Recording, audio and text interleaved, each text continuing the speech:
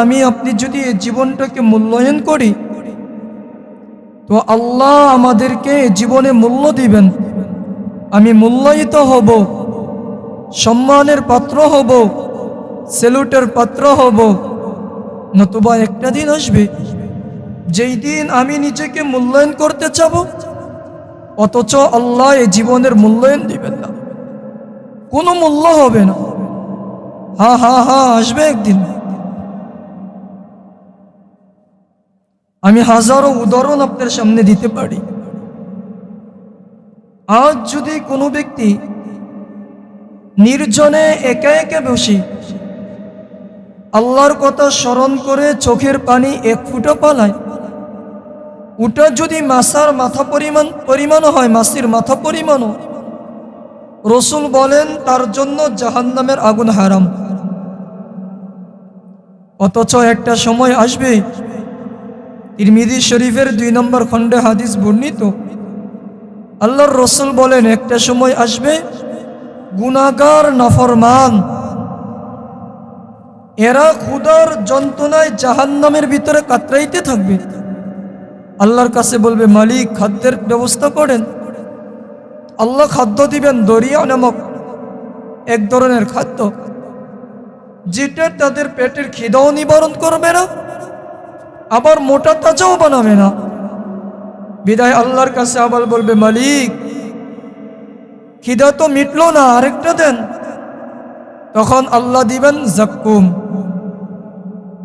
ভয়ঙ্কর বিষাক্ত খাদ্য, কাঁটাদার। ওটা যখন দিবেন তো কণ্ঠ নালীর গলার মাঝে আটকে যাবে, না উপরে না নিচে। ও আল্লাহকে চিৎকার দিয়ে বলবে, মালিক খাদ্য তো গলার ভিতরে আটকেই গেল, উপরও যায় না নিচেও যায় না, একটু আযাব থেকে মুক্তি দেন। এক পর্যায়ে মনে পড়বে দুনিয়ার কথা, যে দুনিয়াতে যদি গলায় কিছু আটকিত তাহলে পানির মাধ্যমে এটা দূর করতাম। তো মনে যখন আসবে আল্লাহকে বলবে, মালিক একটু পানির ব্যবস্থা করেন না, পানি দেন। তো কোরআন বলে, ইয়াস্তাগীথু ইগাথু বিমাইন কাল মুহলি ইয়াশউল উজু। কোরআন আমাকে বলে, আল্লাহ ফেরেশতাদেরকে বলবেন জাহান্নাম থেকে জাহান্নামীদের গলিত রক্ত পুজ মাআন হামিমা, গরম পানি ওটা জাহান্নামের কড়াইয়ের ভিতরে কইরা তার নিকটে নিয়ে আসো, আনা হবে। আল্লাহর রসুল বলেন, এই কড়াই যখন তার চেহারার সামনে নেবে, উপরের ঠোঁটটা সাথে সাথে সংকুচিত হইয়া মাথার উপরে চলে যাবে, নিচের ঠোঁটটা সংকুচিত হইয়া নাভিতে পর্যন্ত ঝুলে যাবে। হায় মেরে দোস্ত, আজ বুঝি না।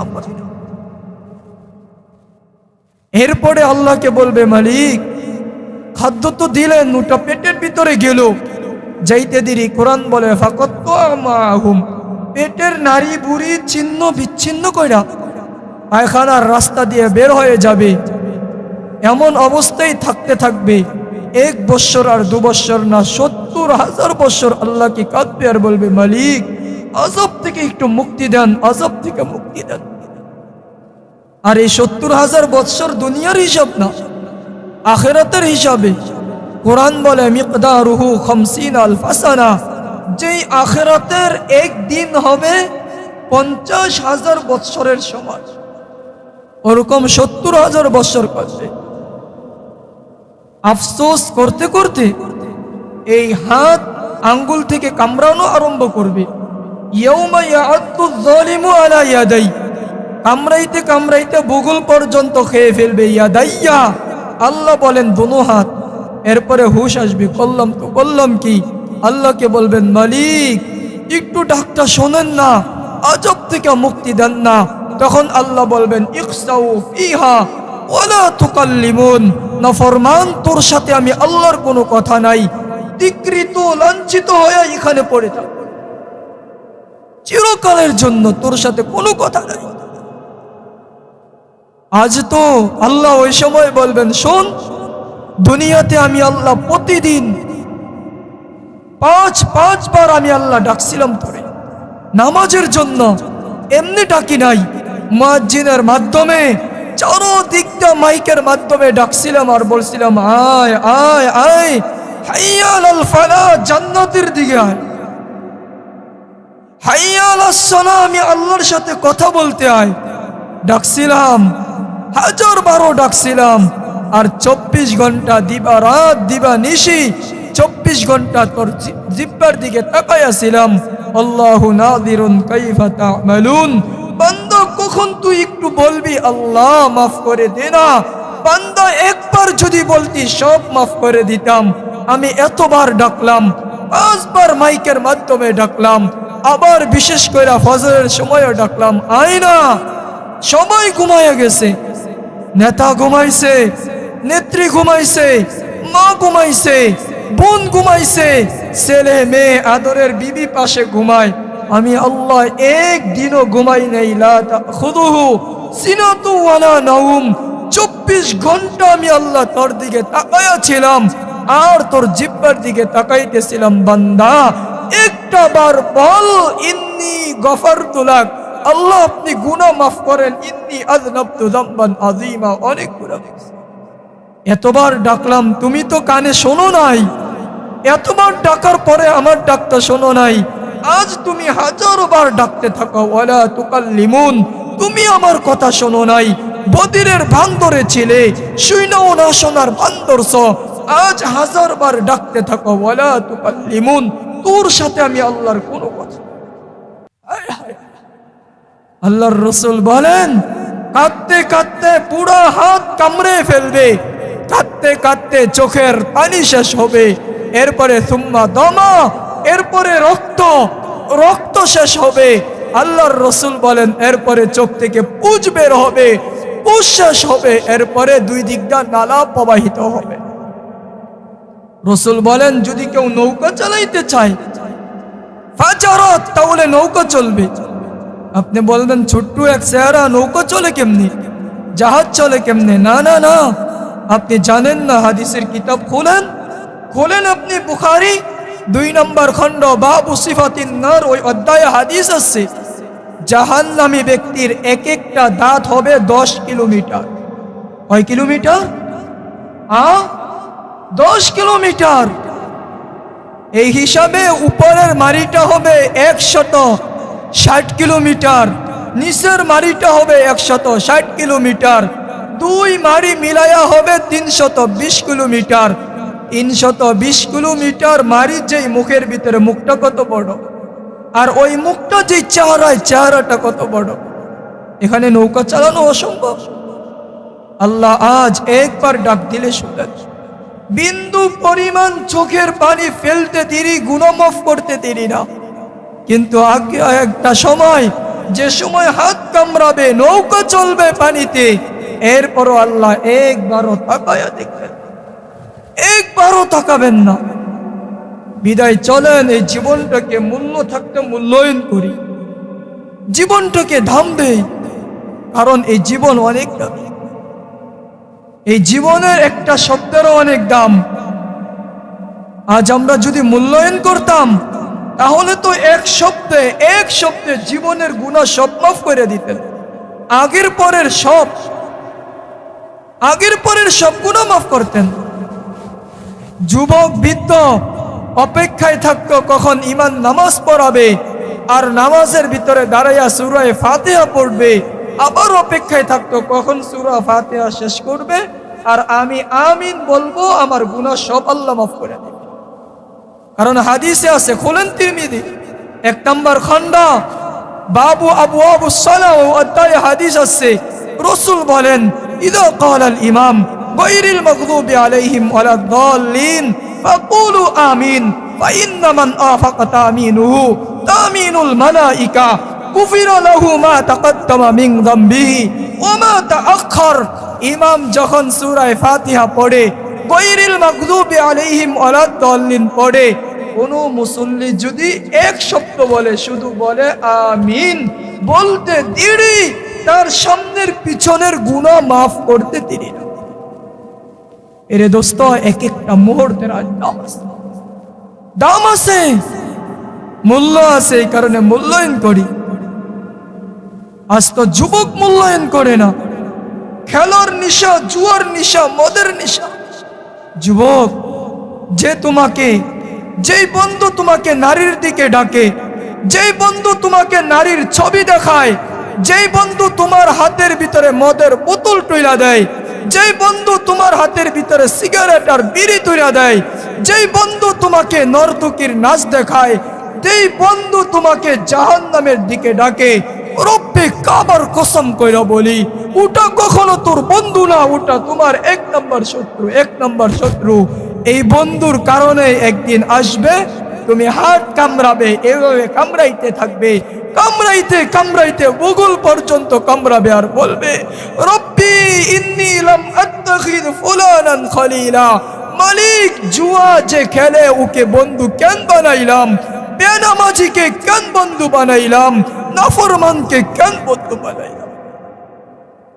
এই কারণে বিড়ি থেকে ফিরো। বিড়ি এটা জাহান্নামের খাদ্য, বিড়ি এটা জাহান্নামের খাদ্য, সিগারেট এটা জাহান্নামের খাদ্য। কারণ আয়াতে আছে জাহান্নামের খাদ্যের দুইটা বৈশিষ্ট্য, এক নম্বর 3 বৈশিষ্ট্য। এক নম্বর এর ভিতরে আগুন থাকবে, আর 2 নম্বর জাহান্নামের খাদ্য খাইলে পেট ভরবে না, 3 নম্বর এর দ্বারা নিজের খিদা নিবারণ হবে না। বিড়ি এমন যার ভিতরে আগুন আছে, 2 নম্বর বিড়ি এমন যেটা খেলে পেট ভরে না, 3 নম্বর যেটা খাইলে নিজের পেটের খিদা নিবারণ হয় না, নিজের কোনো পুষ্টি হয় না। পায়ে হাত রেখে বলি ছাড়েন, ছাড়েন জুয়া খেলা, ছাড়েন। কারণ জুয়া খেলা মানুষকে ধনী বানায় না, ওটা ধনীকে ফকির বানায়, ধনীকে ফকির বানায় দেয়। ওটা নেশা, গুনাহ কখনো মানুষের জিন্দগিতে সুখ দেয় না। কারণে চলেন এখনই মূল্যায়ন করি, এখনই, নতুবা ওই বুজুর্গের কথাই সত্য হবে। এক বুজুর্গ কবরের পাশে বৈশা বৈশা কাঁদতেছিলেন। তো যখন বুজুর্গ কবরে বৈশা বৈশা কাঁদেন, কাঁদতে কাঁদতে কাঁদতে কাঁদতে চোখের পানি দিয়ে দাড়ি বাসাইতেছিলেন। তো যুবক একজন দেখতেছিল। তো যুবক জিজ্ঞেস করছে, বাবা তুমি কাঁদো কেন, কেউ কি মারা গেছে? তখন বলছে, না, মারা তো যায় নাই। তো কেন কাঁদো? যদি কোনো জরুরত থাকে তো আমার সাথে চলো, লুকালোই চলো, ওখানে যাই, ওখানে গিয়ে একটু কাঁদো, তো লোকের মায়া হবে, তোমাকে কিছু না কিছু একটা দিবে, উপকার পাইতে পারো। তো ঠিক এমন সময় ওই যুবককে বলতেছিলেন, শোনো আমি তোমাকে কিছু বুঝাইলে বুঝবে? বলছে, কি বুঝাবে? বলে, শোনো, আমি দেখতেছি এই 2 চোখ দিয়া, আমার চোখ আল্লাহ খোলা দিছেন, এই কবরে যতগুলো লোক আছে এর ভিতরে অধিকাংশ লোক এমন যারা আজ দুনিয়াতে কাঁদতেছে, আজ কবরে আল্লাহকে বলতেছে, মালিক একটু ক্ষমা করেন না, মালিক মাফ একটু করেন না, ওরা কাঁদতেছে, আল্লাহ জবাব দেন না। অথচ দুনিয়াতে থাকতে 24 ঘন্টা আল্লাহ ওদের জিহ্বার দিকে তাকাইয়াছিলেন আর বলতেছিলেন, একবার 1 সেকেন্ডে আমি আল্লাহকে আল্লাহ বল গুনাহ মাফ, ওরা তাকাই নাই বিদায় আজ তাকাই না।